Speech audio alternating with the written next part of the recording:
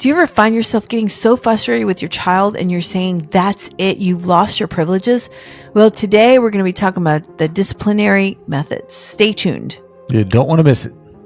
You're listening to Marriage Mania, where we are audacious, sagacious, and tenacious for the Lord to uphold godly marriages and to raise fervent children who are countercultural and stand for biblical truth. Welcome back. I'm Tanya. And I'm Michael. And today, aren't you just frustrated when your child is just not obeying? And then you give them a responsibility and they just lost the privilege. Well, that's what we're going to talk about today.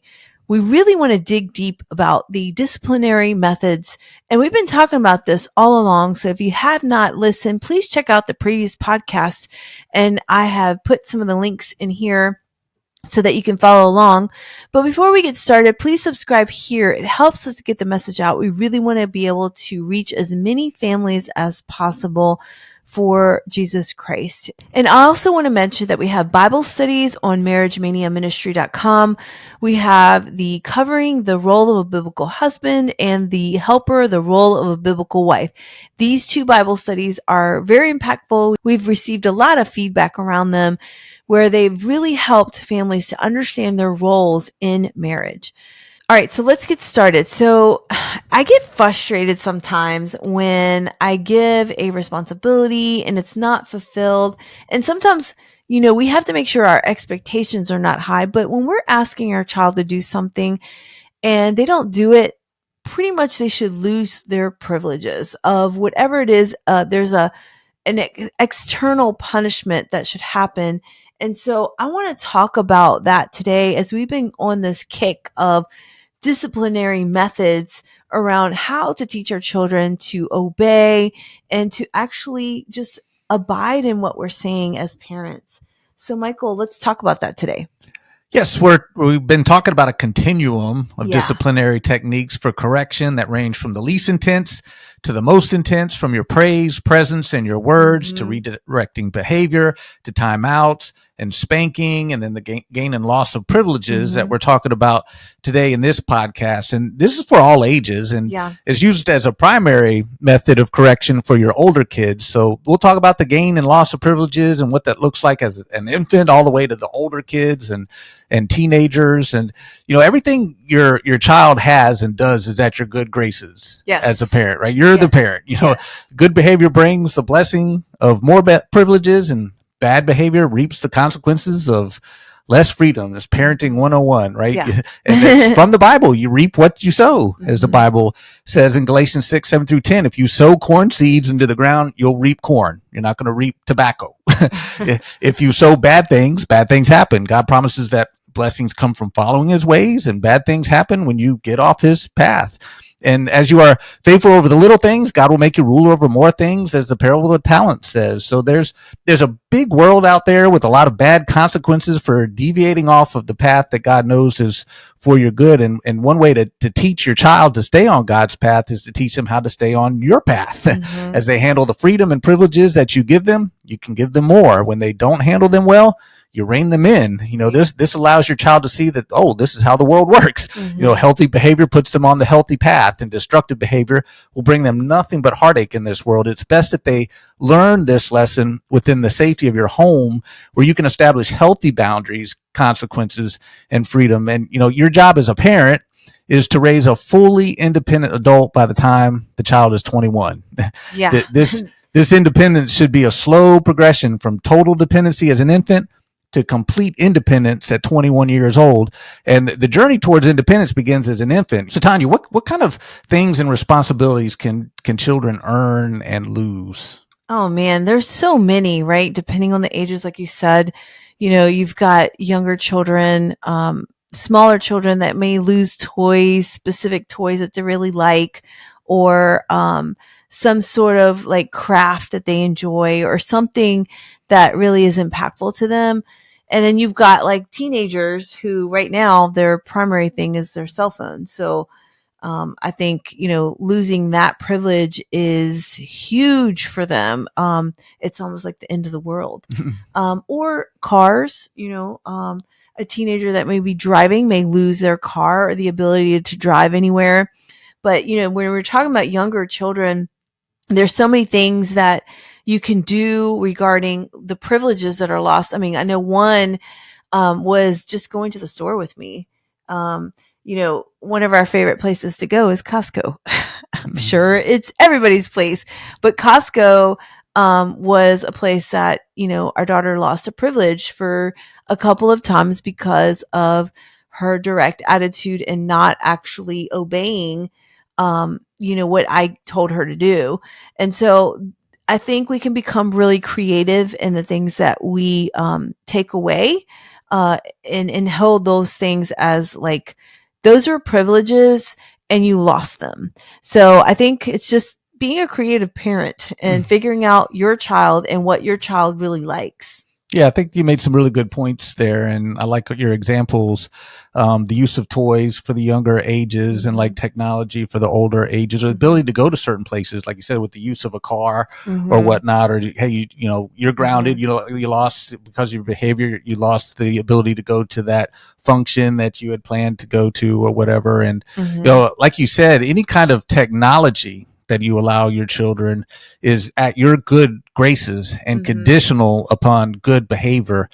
Always have firm limits on much screen time, that is allowed, and be quick to take it away completely if your standards for behavior are not met. A child can earn back the privilege with their good behavior. I remember one parent couldn't get their teenager to clean their bathroom, which was one of the chores, and asked a family therapist, Dr. Schrader, who wrote Simple Habits for Effective Parenting. We love that book. Can't endorse that book enough. Simple Habits for Effective Parenting. And Dr. Schrader asked if the teenager had a cell phone, and the parent said yes. And Dr. Schrader told him, well, just take away the cell phone and tell her, when you clean the bathroom, you can have the cell phone back. And what did she do? She cleaned the bathroom because she wanted her cell phone back. Other toys and outings are also privileges that children can have as long as standards of behavior are kept. Take them away if standards of behaviors are not kept, and the child can earn them back with their good behavior. This is called grandma's rule. It's when you, then you. Grandma's rule. When you clean the bathroom, then you can have the cell phone back. Yeah. I mean, I think those are great, that we put that on our child, but we also want to see that behavior is not repetitive, because, anyone can say, I'm going to do something like, okay, I'll clean the bathroom, and then you get your phone back. But I think it's that continuous cycle of really evaluating your child's heart. Like, what are they doing to make those corrections, right? To correct that behavior, I can correct my behavior right now and then get what I need, right? So I think it's that really evaluating, what is my child doing? Are they really being responsible? Are they doing it repetitively, so that I can actually take away those privileges a lot longer, and, making the consequence a little bit more severe. Yeah. And, taking away these privileges, I think, is what can help that conversation. It's a good conversation starter that this behavior wasn't acceptable, and this is what we expect of you and why. And so I think that can help us get to the heart by being able to teach those lessons, because you don't just give the consequence and leave it at that. The most important part of the consequence is the lesson that's involved. So you always want to look at the lesson that you can teach your child, and you want to teach those lessons, and you don't want to go on like a long sermon about it, but because they'll just kind of tune that out as well if you just give a lecture. But ask a lot of questions, just to get them to examine, would this have gone a lot easier if you just cleaned the bathroom? It takes 2 minutes. Is there another way that we could have gone about doing such and such, to get them to think, to where they hopefully see the logic of what you're doing, that hopefully what you're doing has logic, but they see, this is, and connected with the way that the world works, that look, this is like a microcosm. I'm creating a microcosm of the world out there, and in the safety of our home, when you don't do what is expected of you, you lose things, and there's consequences, and people react to you for not pulling your weight with something if you're part of a team. And you're part of a team here in the family, and we all have to contribute to this family. And when you don't, there's going to be repercussions to that. Learn that now. Right. Yeah. I mean, spot on. I definitely agree with that, because, I don't want to just give back whatever they just lost immediately. Like I want to be able to see that change in heart, like we talked about. Like I want to see that behavior doesn't continue. And I think that's where we draw the lessons, and that's where the child ends up saying, okay, I don't want to do this because this also disappoints my parents. I'm not being obedient, and I'm not doing it with full heart. Right. And I want to make a point here, being a church leader or youth group leader at one point, that we shouldn't use church functions as something that we ground children from. It always seemed kind of weird when I was when as a youth pastor, and then a child wasn't able to come to a like youth. You're saying like being punished from church, like VBS, right? Or you won't be able to go to VBS or some youth group outing. Like it was just a fun outing, and that's all there was. When you're at church, there's a lot of fun that you have intermixed with lessons, but there's always a lesson there, and an important lesson, and you never know if that could have been so impactful to your child, or they could have been impactful to somebody else's child by just whatever they said in the moment. And there were times where it's like, oh, somebody's restricted. It's like, oh wow, this lesson was like perfect for them. It's like I almost wanted to tell the parent, why are you restricting them from this? They really need to hear this. We're going to have a great lesson intermixed with this fun outing that we're doing, and this would really benefit them. And I didn't want to necessarily get in the way of their parental prerogatives. And you can, parents can do what they want, but I would just suggest that maybe church functions are off the table. I don't know if we should ground a child from a church function. It's like there's plenty of things we can ground a child from. Yeah, I mean, you never something know. Out, something else, just pure fun with their friends or something. Well, you never know. The Lord might speak through whatever verse is being discussed at the function, and might make them feel convicted. To say, okay, this is what I just had, and I need to talk to my parents. So yeah, I agree. Yeah. But this is a very important point of all of this. The goal is to slowly but continuously allow your child to do more things. So that's the goal. You're not really trying to restrict them from stuff. You want them to do more and more things and make more and more decisions for themselves as they handle the responsibility well.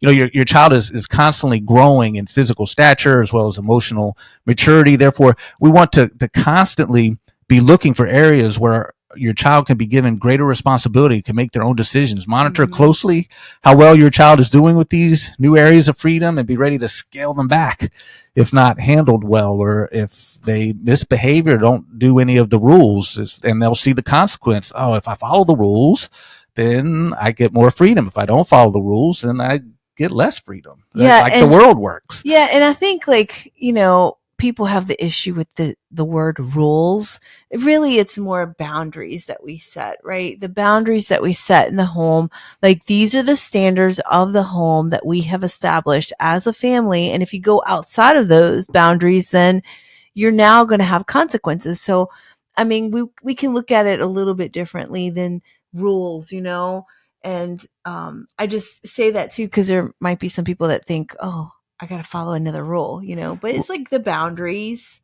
Right. And that's a really good point, because you don't want them feeling like, I got these rules hanging over my head, and if something happens, I just get squashed by some disciplinary method. And, because you really want them feeling like you want them to do more and more. Let me give you more and more. Let me give you more opportunities to make decisions. Right. And that's creating a good decision maker is your goal as a parent, because that's what leads to success. And there'll be plenty of times you need to tell your child what to do and expect them to immediately comply. But if there's only one option, they need to do it, and you can't give them options. However, wherever possible, instead of telling a child what to do, give them options to choose from, all of which are acceptable to you as a parent, in order to instill that decision making, which is one of the most important skills a child needs to learn, and give them choices to make decisions. Yeah, I like that, because I think that's probably an area that's hard for me, and maybe for new parents, or, as you continue down the parenthood, that the options is something that parents kind of have to make that as a habit of, like, okay, here are some options for you. Why don't you choose these things? And you give them the options versus saying what to do. And I know I fall in that category of, like, here's what you need to do. And, I think it's really renewing your mind and kind of saying, okay, take a step back and say, let's give options that fall in line with the things that we want them to accomplish, and give those options so that the kids can pick from those options and make those choices, instead of saying, do this, do that. And, I have a hard time with that, but I think it's important to give the options and have that like ready to say, when you're talking to your child and you're giving them some consequences or things that they have to do, be ready to say, like, I want you to do this specific thing, and here are the 3 options that you have to be able to choose to get that done. And that gives the child the responsibility. And if it's not done, then you've got the consequences that come after that. Right. I love your examples. Other examples, simple ones would be like, instead of laying out your child's wardrobe to put on that day for the young kids, when they're old enough, give her 3 shirts to choose from. So then she has to make decisions, 3 that are acceptable to you. So you won't have any problem with any choice she makes, but they get the practice of making those choices. When she's old enough to pick out her own clothes, let her choose her outfit, but be sure to maintain the authority to veto any choices that are unacceptable, as long as your child is living in your house. But, at some point they need to pick out their own clothes with less and less supervision as they're handling that. Yeah. Well. And I think you brought a good point up, because that was one thing that we worked on with our daughter around modesty and just picking the right clothes. And then we always say, okay, now, does that abide by the standards that we have here in the home, the boundaries? And if it's shorter than what we have or are comfortable with, then she knows that she's supposed to do something else, or change something, change into pants or change into a different outfit. So it's just setting the guidelines of what we want in the home to honor the Lord.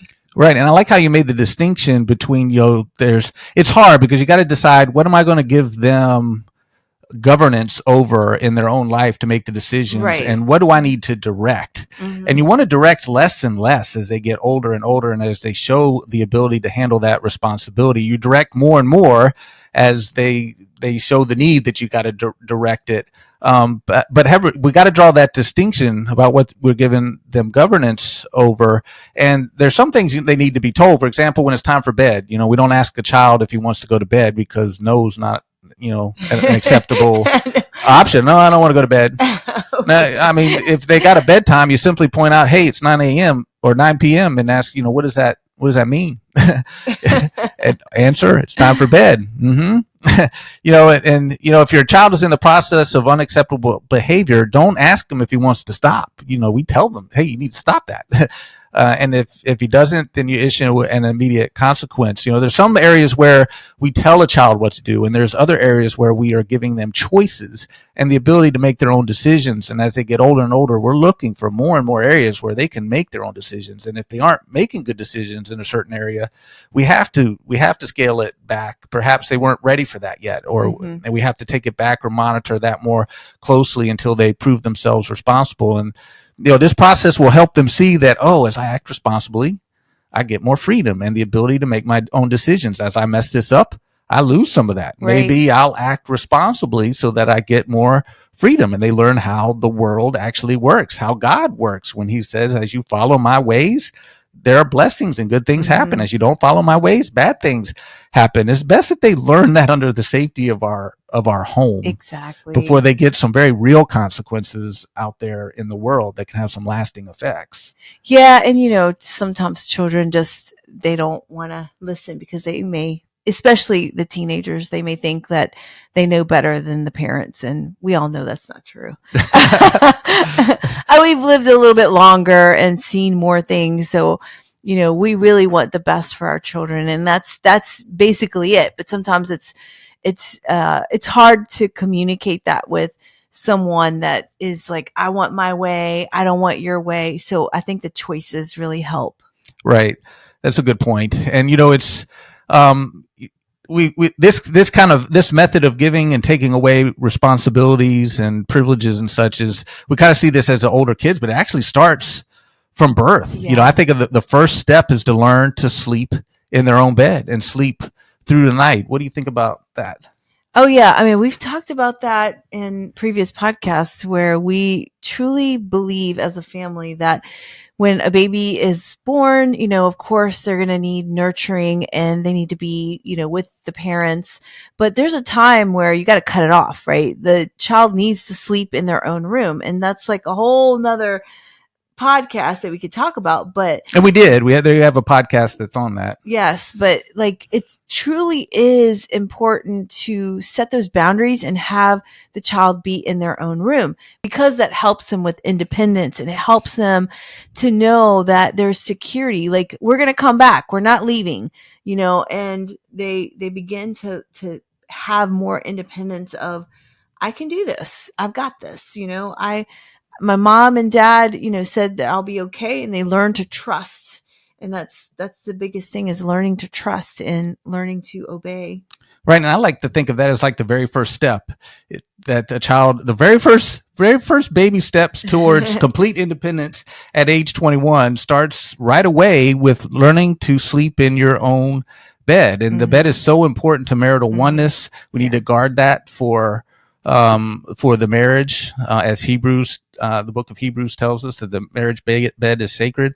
And so we need to guard that for ourselves as a married couple and teach our children to sleep in their own bed. If they're having a scary moment, then we sleep or lay down in their bed for a moment to comfort them until they fall asleep. And then we sneak back out and go back to our own bed. Sleeping through the night is another one. I mean, kids, of course, have to, you follow your pediatrician's advice on, they have to be fed every couple hours or so for the first several months. But after the pediatrician says, hey, they're nutrition wise and biological, they're good to sleep through the night, then for the sake of just health of ourselves and the child to be well rested, they need to sleep through the night and stop trying to wake them up certainly every couple of hours. And then if they do wake up on their own, push it further and further until they're ready to sleep completely through the night, so that everybody can be very restful and in a good mood. The next morning is another step towards just learning independence, learning self-governance, learning that that everything can be okay. I can work through some issues momentarily and I'll be all right. And when I fall asleep, I can sleep peacefully through the night and wake up the very next morning, and the first thing I see is my parents' face, well rested, yes. looking right at me, and that's kind of another great first step towards that 21-year-old long journey towards independence. Yeah, and that independence also grows our relationship with them, right? Like the relationship with our children become bonded, and there's a deep, deep trust. Like when I think about, the Lord, he wants us to trust him, right? And we're building a relationship with him. So he gives us more and more independence. We're able to walk more and more by ourselves, and by reading his word, by trusting in his word, and in that we become stronger. And so it's a beautiful picture of us doing the same with our children. We have a deep relationship with them. We are growing them in independence so that they can continue to walk without us when they become older, and they still come back to us for wisdom, because we should be leaning on God's wisdom every day. And so, our children may lean on us throughout their lifetime. It's really building that relationship. We're not trying to cause a hindrance in their life. It's really teaching independence, teaching the consequences of, these are things, if I don't abide by these things that my parents have established, the boundaries, then I'm outside of that and it becomes dangerous for me. And I mean, Deuteronomy 28 talks about the curses and the blessings. And so really if we fall out of God's will, it is dangerous for us. We will fall into temptations, sin, our hearts will become cold and corrupted. But if we abide in the Lord, we're walking in newness and life and forgiveness, and we're learning. And this is all just a beautiful picture of us doing that for our children. Yes, that's beautifully well said. And it's just, to me, this can be some of the greatest parts of parenting, as we see our children developing and being capable of doing more and more things. and we help them discover new things that they can do, and help them do it at first, and then help them do it on their own.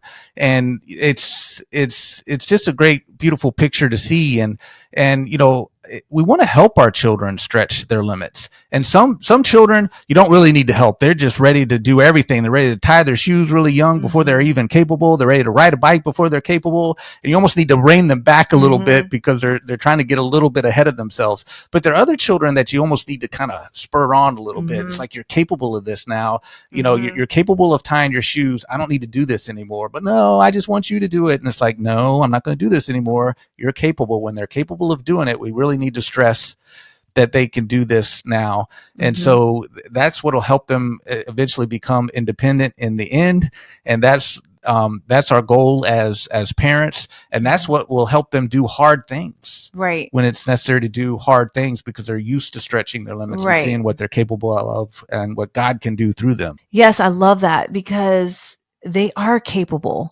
Children are capable to do so much, and obedience should be their number one thing. I mean, that's like the priority of a child as you're raising them up, is obedience, obedience, obedience. And as we do that, we're raising up Jesus followers. So I really loved the conversation that we had today around, these consequences that are outside of the boundaries, and then privileges are taken away. And so it is really important for us as parents to do that, because it is a teaching moment.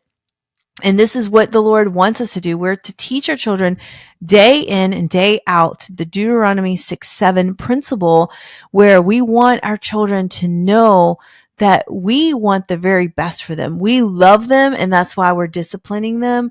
We love them. That's why we're taking away their privileges when they're not following the things that they need to be following, no matter what age they are in, from infant to, teenagers. It's important for us to continue to do that. It may be exhausting, but we press on in the name of the Lord, because we want to have that result of our children just being obedient and trusting God along the way. And we model that. And there are going to be moments of testing, and there's going to be moments of joy where we're just like, wow, she got it. He got it. Wow, this is amazing. I'm so happy. And as they continue to get it, they get more responsibility, and that helps us to trust them even more. So this is a great podcast, and we're continuing on in the series of discipline. So check out the next videos as we talk about the natural consequences that happen when our children don't obey. Until next time. God bless.